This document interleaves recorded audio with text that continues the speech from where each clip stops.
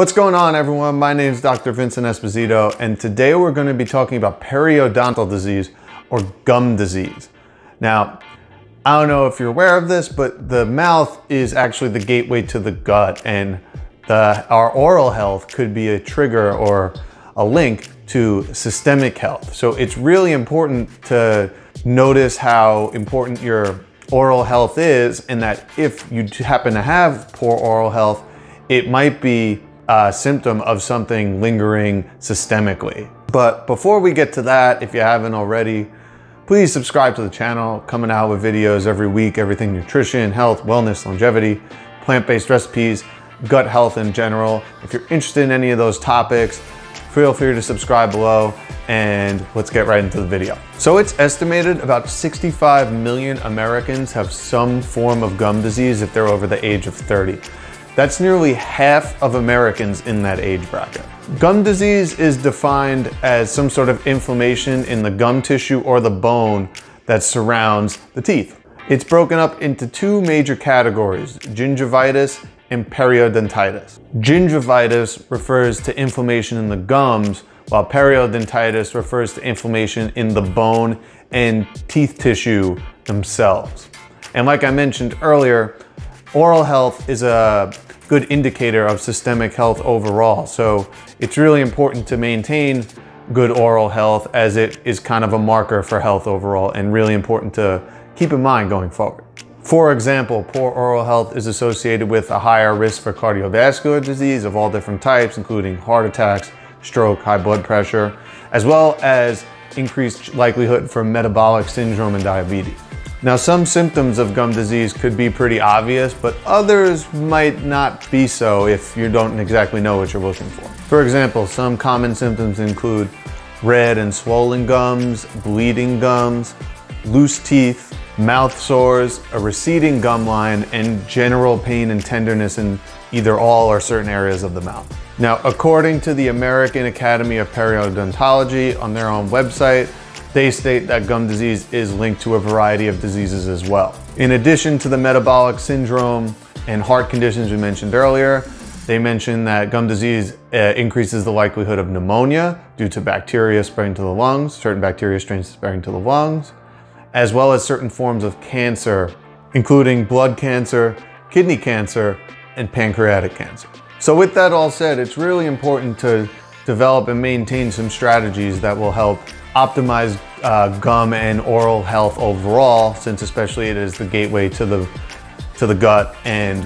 again, potentially a link to systemic health, as we've seen. So prevention's always key, and you want to develop the habit of a good oral routine, and that includes brushing teeth twice a day, replacing your toothbrush every month or two so that you're not wearing it out, avoiding smoking or chewing tobacco, also avoiding very sugary foods and refined carbohydrates and processed foods, as the bacteria in the mouth tend to really feed on these and thrive under those conditions.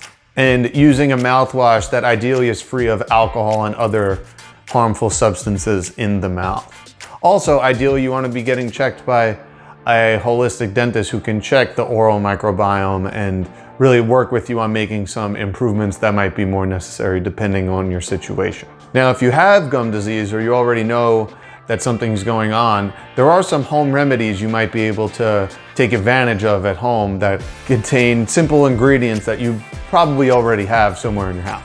For example, a 2016 study found that simply doing a saltwater rinse a couple times a day can help improve the health of inflamed gums. And this is simply taking a teaspoon of salt and putting in some water and just swishing it around your mouth. You can potentially also make a mouthwash using an essential oil, ideally one that might have high antimicrobial properties. So using something like tea tree oil or lemon oil, or even something like clove oil, and rinsing with that a couple times a day. You don't really need much. You might need a couple drops, if that. And same thing, you're just gonna swish it around your mouth and dispose of it after. Another really popular method that's come up, especially in recent years, is oil pulling. Usually you use coconut oil because it does have some antimicrobial and anti-inflammatory properties, but also because as you swish it around your mouth, it binds toxins. Now, if you are gonna do oil pulling, you generally use about a tablespoon of coconut oil. You put it in your mouth and you're gonna swish it around. Ideally, it's for about 20 minutes, so it takes a long time. You can break this up into shorter sessions, but obviously you're gonna use more oil. Also, to dispose of the oil, make sure you spit it out in the garbage, as it'll clog your sink if you spit it in the sink for too often. And also, you get rid of those harmful bacteria instead of going in your sink, they end up in the garbage. So oil pulling is another viable method. It's just a little different and a little bit more time consuming, but it is definitely helpful. Along with these techniques, there are some nutrients that you should focus on that will help improve gum health over time. A great place to start would be incorporating more foods that contain a lot of antioxidants. So we're talking about vitamins A, C, and E, selenium and zinc, along with some other nutrients. These are mostly found in fruits and vegetables, ideally in a variety of colors. Now you can use supplementation if you want here, but generally you get more of a benefit from getting them from foods because they also contain different bioflavonoids due to their different pigmentations that you don't necessarily get in vitamin isolates. Antioxidants help decrease inflammation in the gums, which is obviously really important and will help with pain as well. Additionally, a variety of different B vitamins are associated with certain conditions in the mouth as well, and deficiencies bring out certain obvious signs. So getting proper amounts of B vitamins is really crucial. For example, bleeding gums are associated with low levels of B12, and it seems that there's an inverse relationship there. So the lower amounts of serum B12, the greater the risk or the more intense the symptoms are of gum disease. Similarly, folate or B9 is associated with severity of gum disease as well. So again, getting proper amounts of folate, which tend to be low in smokers, again, another population that is very closely associated with gum disease, is really crucial as well.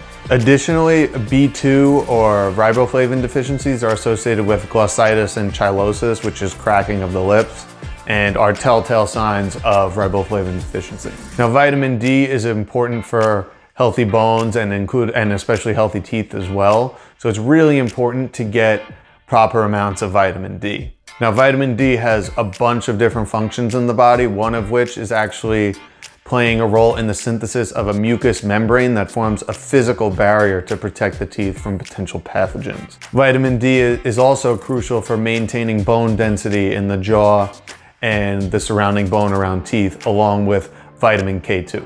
Now, gum disease, like I said in the beginning, affects a lot of Americans, but it could manifest itself in a variety of different conditions, as we kind of laid out earlier. So it's really important to gauge your oral health, and potentially it could be playing a role in your systemic health as well. And it's really the only visible guide we have to our potential systemic health that we have access to, that we could physically see. This is why it's really important to maintain and optimize oral health. So I hope you found this video interesting. If you did, please like and subscribe below. Again, coming out with videos every week, everything nutrition, health, wellness, gut health, plant-based recipes. If you're interested in any of that stuff, we're coming out with videos every week so we could help you at home. And again, if I keep this conversation open in the comments, I'd love to start a dialogue and see if I could help in any way down there. But until next time, hope you enjoyed this and take care.